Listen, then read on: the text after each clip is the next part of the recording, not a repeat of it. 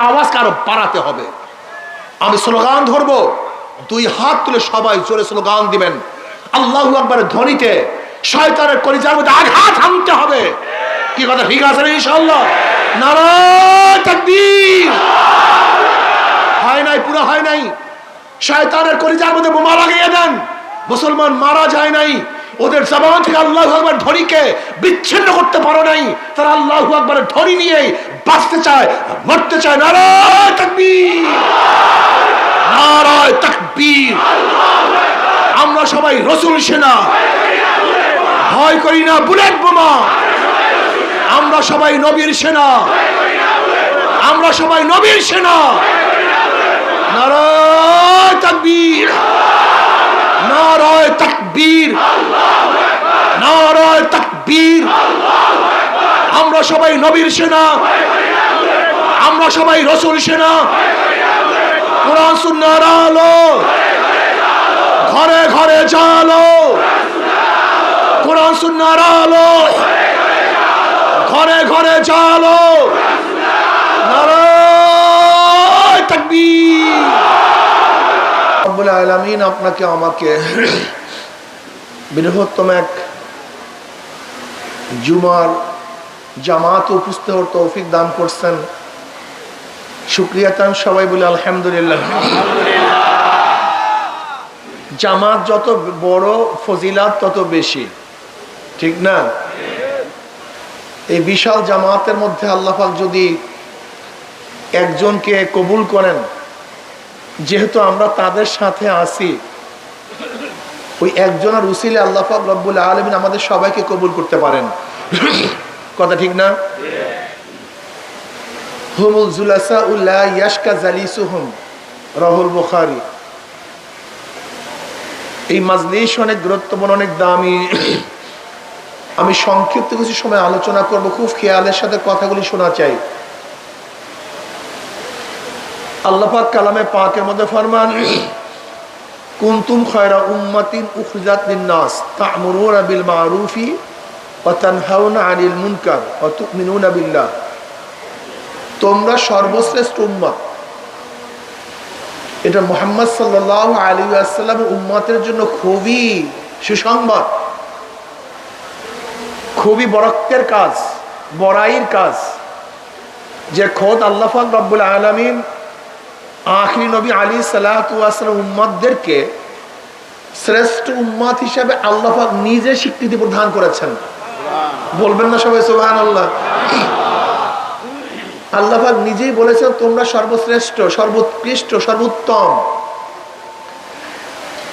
যদি আহকামুল হাকিমের রব্বুল আলামিন আপনাকে আমাকে ভালো, উত্তম হিসেবে স্বীকৃতি দেন, তাহলে বন্দার জন্য প্রাপ্তি বলতে, এর চেয়ে বড় প্রাপ্তি বলতে কিছুই হতে পারে না। উত্তম উম্মত হওয়ার কারণটা কি? আমরা বেশি নামাজ পড়ি এর জন্য, বেশি রোজা রাখি, বেশি হায়াত পাই, বেশি ইবাদত করি না। আপনার চেয়ে আমার চেয়ে আগেকার জমানার উম্মত অনেক বেশি হায়াত পাইতো। আগেকার জমানার উম্মতেরা 1000 বছর পর্যন্ত হায়াত পাইতেন। তারা অনেক বেশি ইবাদত করতেন,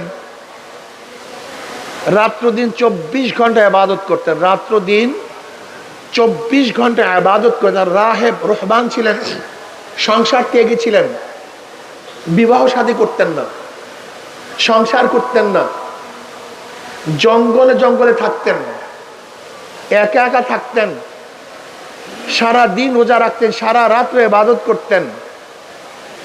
এমনকি ইবাদত করতে করতে তাদের গোশত চামড়াগুলি হাড্ডি সার হয়ে যেত, এত ইবাদত তারা করতেন। এরপরও তারা উত্তম না হওয়ার কারণটা কি? এটা আপনাকে আমাকে বুঝতে হবে।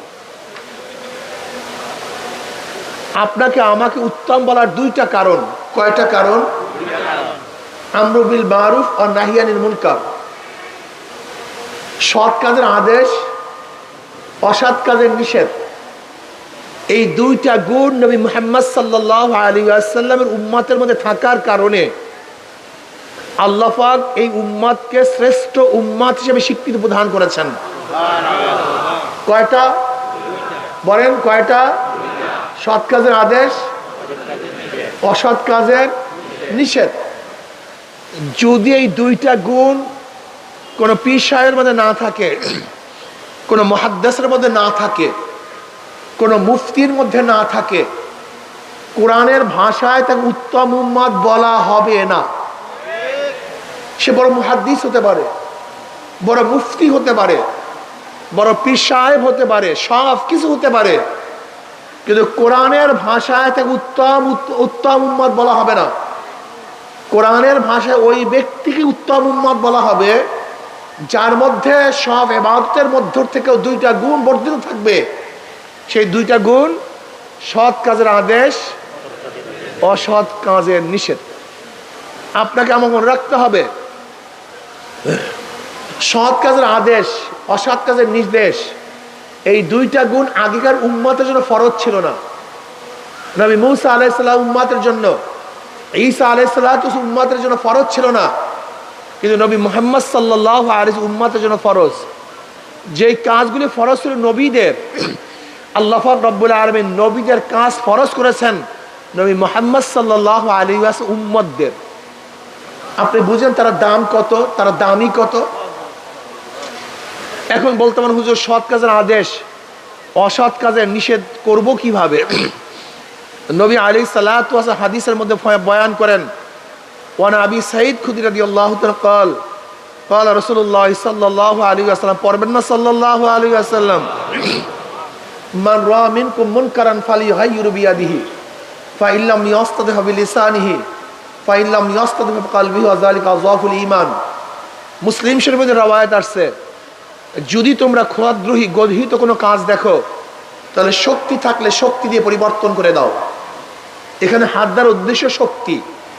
বিয়াদিহির অর্থ কি? শক্তি। যেমন সন্তান যদি খোদাদ্রোহী কাজ করে তাহলে নসিহাত করলে চলবে না, বাবা ফেরো, বাবা ফেরো না, বরং তাকে শক্তি প্রয়োগ করে, ছেলে তুই কাজ করতে পারবি না। স্ত্রী যদি খারাপ কাজ করে সেখানে নসিহাত নয়, শক্তি প্রয়োগ করতে হবে। যদি অধস্তন কেউ খারাপ কাজ করে সেখানে শুধু নসিহাত নয়, শক্তি প্রয়োগ করতে হবে। গোলামকে শুধু নসিহাত নয়, মালিককে শক্তি প্রয়োগ করে তারপরে গর্হিত কাজটাকে তাকে ফিরাতে হবে। কথাটা বুঝাতে পারিনি। যদি জনগণ কোনো অন্যায় কাজ করে, খোদাদ্রোহী কাজ করে, সেখানে সরকার প্রধান শুধু নসিহাত করবে না, বরং শক্তি প্রয়োগ করে পরিবর্তন করে দিবে। যদি শক্তি থাকে শক্তির মাধ্যমে পরিবর্তন করে দাও। যদি সেই পরিমাণের শক্তি না থাকে তাহলে কি করবা? তাহলে জবান দিয়ে, মুখ দিয়ে এমন ভাবে বলো যেন পরিবর্তন হয়ে যায়। এমন ভাবে বলো, এমন ভাবে বলতে থাকো যেন পরিবর্তন হয়ে যায়। কি ভাবছেন জবান দিয়ে বললেও কি খোদাদ্রোহী কাজ পরিবর্তন হয় না? কথা বলেন না কেন? যেরকম থেমিস মূর্তি বসাবার চেষ্টা করছিল হাইকোর্টের সামনে, যখন আমরা জবান খুলেছিলাম, প্রতিবাদ করেছিলাম, বসাতে পারছে? ওই যে ঢাকার মধ্যে শেখ সাহেবের মূর্তি স্থাপন করার চেষ্টা করছিল, আমরা যখন প্রতিবাদ করেছিলাম মূর্তি বসাতে পারছে? ফতুয়াকে বন্ধ করার চেষ্টা করছিল, যখন সবাই জবান খুলেছিলাম বন্ধ করতে পারছে? তসলিমা শয়তান, তার বিরুদ্ধে এদেশের জবান খুলছিল মানুষ, মোমেনরা, তসলিমা শয়তান থাকতে পারছে? কি বুঝলেন? বুঝলেনটা কি? এখনো যদি জবান খোলা হয় তাহলে গর্হিত কাজ থাকতে পারে না। যদি জামে মসজিদের এলাকার সমস্ত গর্হিত কাজের বিরুদ্ধে ওই জামে মসজিদের লোকগুলি সোচ্চার হইতো, জবান খুলতো, আমি আল্লাহর কসম করে বলতে পারি ওই জামে মসজিদের এরিয়ায় কোনো গাঁজা থাকতো না, কোনো ফেন্সিডিল থাকতো না, কোনো খোদাদ্রোহী কাজ থাকতো না। যতজন মানুষ আল্লাহকে সেজদা করে জামে মসজিদে, আল্লাহর সামনে মাথা নত করে, যদি মসজিদের মুসল্লিগুলি এই আয়াতের উপরে আমল করত যে আমরা সর্বশ্রেষ্ঠ উম্মত হওয়ার কারণটা কি, সৎ কাজের আদেশ করা, অসৎ কাজে নিষেধ করা, আসো আমরা যারা জামে মসজিদেরই মুসল্লি আছি, আজকে এলাকার যত গাঁজাখোর আছে তাদের বিরুদ্ধে আমরা জবান খুলবো, যত ফেন্সিখোর আছে তাদের বিরুদ্ধে জবান খুলবো, যত চোর ডাকাত আছে তাদের বিরুদ্ধে জবান খুলবো, যারা ক্ষুধাদ্রোহী কাজের মধ্যে লিপ্ত আছে তাদের বিরুদ্ধে আমরা মুখ খুলবো। যদি জামে মসজিদের মুসল্লিরা ওদের বিরুদ্ধে মুখ খুলতো, জবান খুলতো, জামে মসজিদের এলাকার মধ্যে কোনো গর্হিত কাজ থাকতে পারতো না। তাহলে জামে মসজিদের এরিয়ার মধ্যে যত গর্হিত কাজ জিয়ে রাখছে কে বলেন তো? কথা বলে না কেন? কারা? সব আপনারা দায়ী। এই দায়ী আপনারা। আপনারা প্রতিবাদ না করার কারণে সমাজের অবস্থা এই, সমাজ খারাপ হয়ে যাইতেছে। আমি বিশ্বাস করি যারা আল্লাহকে মানে না সব বাদ, যারা আল্লাহকে মানে না সব বাদ, কিন্তু যারা আল্লাহকে সেজদা করে, আল্লাহর সামনে নত হয়ে রুকু দেয়, আল্লাহর সামনে তার চার আঙ্গুল কপালকে ঠেকিয়ে সেজদা করে, যে বাংলাদেশে যারা আল্লাহকে সেজদা করে, এই সেজদাগীররা যদি অন্যায়ের মোকাবেলায় কথা মুখ খুলতো তাহলে বাংলাদেশে একটা অন্যায় থাকতে পারতো না। একটা অন্যায় নয়, একটা অন্যায় থাকতে পারতো না। তাহলে বিশ্বাস করি বাংলাদেশের যত অন্যায় আছে এই সমস্ত অন্যায় দায় দায়িত্ব এই মুসল্লিদেরকে নিতে হবে। আপনি জানেন না নবী আলাইহিস সালাতু ওয়াস সালামের হাদিস আপনি কি পড়েন নাই? আল্লাহ পাক রব্বুল আলামিন জিবরাইলকে বললেন, জিবরাইল ওই অমুক বস্তিকে উল্টায় দাও, ধ্বংস করে দাও। জিবরাইল বলেন, আল্লাহ ওই বস্তির মধ্যে এমন একজন লোক আছে এক মুহূর্তের জন্য তোমাকে ভোলে না, এক মুহূর্তের জন্য তোমার ইবাদত থেকে খালি থাকে না, তাকে শুদ্ধকে উল্টায় দাও। হ্যাঁ, তাকে শুদ্ধ উল্টায় দাও। বলে কেন? এত খারাপ কাজ চলতেছে, আমার বিরুদ্ধে এত কাজ চলতেছে, কিন্তু ওর ভুরু কুচকায় নাই, ও চেষ্টাও করে নাই। কাজে যেহেতু এই ক্ষুধাদ্রোহী কাজের বিরোধিতাও করে নাই, কাজে ওর থাকার দরকার নাই, ওকে শুল্টা উল্টায় দাও। প্রিয় ভাইয়ার আমার, আসলে ইবাদত বুঝি না, আমাদের সমস্যাই ইসলাম সম্পর্কে আমরা জানি না, আমাদের সমস্যাই আমরা অনেকেই মনে করি যে ইসলাম মানি নরম হওয়া, ঈমান মানি নরম হওয়া। যদি আপনাকে থাপ্পড় দেয় আপনি আর একটা গাল দিয়ে দেবেন, মনে হয় যেন আরাম পাইলেন না, আপনি আর একটা খারাপ থাপ্পড় দিয়ে ভালো মতো আনন্দ করেন, আপনি মজা গ্রহণ করেন। এটা ঈসাইদের ধর্ম, এটা মুসলমানের ধর্ম না। এই ধর্ম কাদের? এটা ঈসাইদের ধর্ম। ঈসাইদের অবস্থা তোমার উপর জুলুম করবে, তোমাকে শুধু সহ্য করতে হবে, প্রতিবাদ করতে পারবে না। এটা ঈসাইদের ধর্ম। তোমাকে থাপ্পড় দিবে, তোমাকে আর একটা গাল দিতে হবে, যে ভাই আর একটা গালের মধ্যে আর একটা থাপ্পড় দেন, প্রতিবাদ করতে পারবে না। এটা কাদের ধর্ম ভাই? কথা বলেন না কেন? কিন্তু নবী মুহাম্মদ সাল্লাল্লাহু আলাইহি ওয়াসাল্লাম ধর্ম কি আপনি কি জানেন? যদি আপনাকে একটা থাপ্পড় দেয় আপনি প্রতিবাদ করবেন, ভাই আমাকে থাপ্পড় দিচ্ছেন কেন, ঘটনা কি, কারণটা কি বলেন না? আপনাকে থাপ্পড়টা দিলেন কেন, আমার অন্যায়টা কি বলেন? যদি সে অন্যায় প্রমাণ করতে না পারে তাহলে ধাম করে থাপ্পড় লাগায়া দেন। বলে কেন? যদি আপনি তাকে আর একটা থাপ্পড় না দেন তাহলে এখন থাপ্পড় দিছে, থাপ্পড় দিয়ে শেষ করবে না, ও আপনাকে একসময় ঘুষি দিবে। ও ঘুষি দিয়ে শেষ করবে না, ওর প্রতিবাদ না করে লাঠি দিবে, ও লাঠি দিয়ে শেষ করবে না। যদি প্রতিবাদ না করেন আপনাকে ও হত্যা করবে। কিন্তু প্রথম দিন যদি ওকে থাপ্পড়ের মাধ্যমে থাপ্পড় দিয়ে দেন, সামনে আর বাড়তে পারবে না। জাযাউ সাইয়্যিদি সাইয়্যিদি মিসলিহা, যেইভাবে সে আপনার সাথে কাজ করবে, আপনি অন্যায় যদি অন্যায় বিচার না করেন, অন্যায়কারীর বিচার যদি না করেন, এটা জুলুম, এটা খোদাই না, এটা দ্বীনি কোনো কাজ না, এটা ভালো কোনো কাজ না যে আপনি জুলুমের বিচার করবেন না, বরং জুলুমকারীকে আপনি জুলুম করার জন্য সুযোগ করে দিবেন। জুলুমকারীকে জুলুম করার জন্য সুযোগ করে দেওয়া এটা জুলুম, এটা অন্যায়, এইটা অবিচার। আমি কথাটা বুঝাতে পারছি? আজকে সমাজের মধ্যে এত খারাপ কাজ কেন, এত গর্হিত কাজ হওয়ার কারণটা কি? এই সব কাজ আপনি এবং আমি জবান খুলি না। ইসলামের বিরুদ্ধে এত কিছু চলতেছে, অথচ মাথা নিচু করে হাঁটতেছেন। প্রতিবাদ করেন না, হবে না, এটা হতে পারে না। আমরা মনে করি নরম হওয়াটাই মুসলমানদের সিফাত, মুসলমানদের গুণ। এটা ভুল মেসেজ। বরং আল্লাহ পাক রব্বুল আলামিন নবী আলাইহিস সালাতু ওয়াস সালাম এবং তার সাথীদের প্রশংসা করেন, পরিচয় দেন। আশিদ্দাউ আলাল কুফার রুহামাউ বাইনাহুম তারাহুম রুকআন সুজদা ইয়াবতাগুনা ফাদলাম মিনাল্লাহি ওয়া রিদওয়ানা। মুহাম্মাদুর রাসূলুল্লাহ ওয়াল্লাযিনা মাহু, মুহাম্মদ সাল্লাল্লাহু আলাইহি ওয়াসাল্লাম এবং তার সাথীদের চরিত্র হলো আশিদ্দাউ আলাল কুফার, কাফের, বেঈমান, মুশরিকদের বিরুদ্ধে খুবই কঠিন, খুবই শক্ত, নিজেদের মধ্যে খুবই নরম। আত-তাকাব্বুর মাল মুতাকাব্বির তাওয়াজুহুন, মুতাকাব্বিরের সাথে তাকাব্বুরি করা, এই যে তাওয়াজু, কোন ফাসিক, কোন কুতাদ্রোহীর সামনে মাথা নত করা না, মাথা নত করেন নাই, আপনি ইসলামকে নত করে ফেলেছেন। কোন ইসলামের দুশমনদের সামনে উঁচু আওয়াজে কথা না বলে আপনি ইসলামকে দুর্বল করেছেন।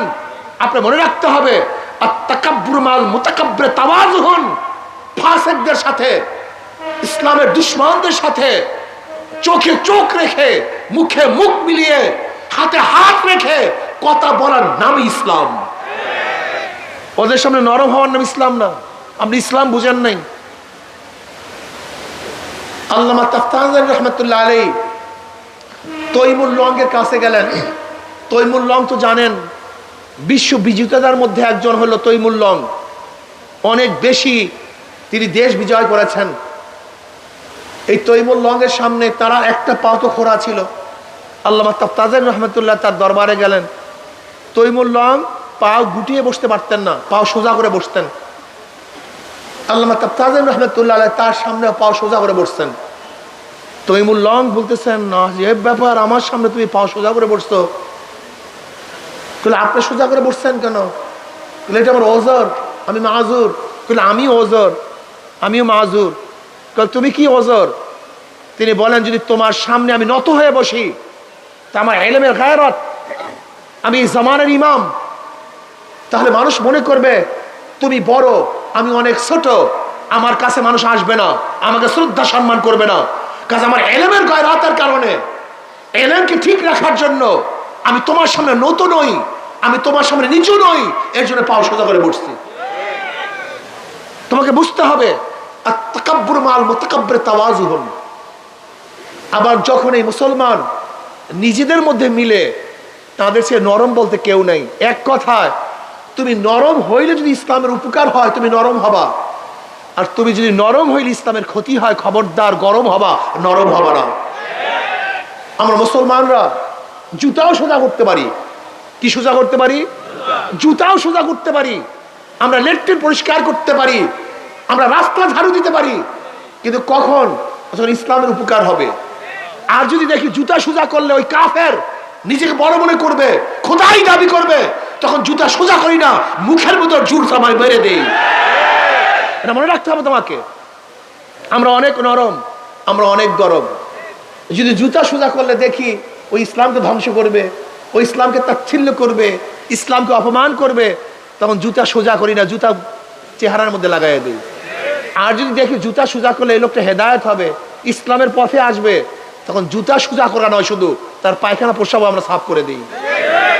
আমাদের নরম হওয়া ইসলামের জন্য, আমাদের গরম হওয়াও, জোরে বলেন, আমাদের নত হওয়াও, মাথা উঁচু করাও, আস্তে কথা বলা, জোরে কথা বলা, আমরা যা কিছু করি ইসলামের জন্য করি। ইন্না সালাতি ওয়া নুসুকি ওয়া মাহইয়ায়া ওয়া মামাতি লিল্লাহি রাব্বিল আলামিন।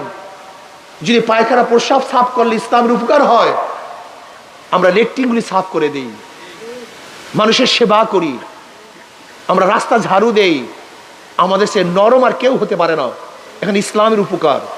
কিন্তু যদি দেখি এখানে ইসলাম নরম হলে ইসলাম ধ্বংস হয়ে যাবে, সেখানে আমরা রক্ত দেই, আমরা জিহাদ করি, অন্যায়ের মোকাবেলা করি, রুখে দাঁড়াই। গোটা দুনিয়ার সামনে আমরা সীসা গলা প্রাচীর না দাঁড়িয়ে যাই, বুনিয়ানো মারসুস, আমরা এইভাবে দাঁড়িয়ে যাই।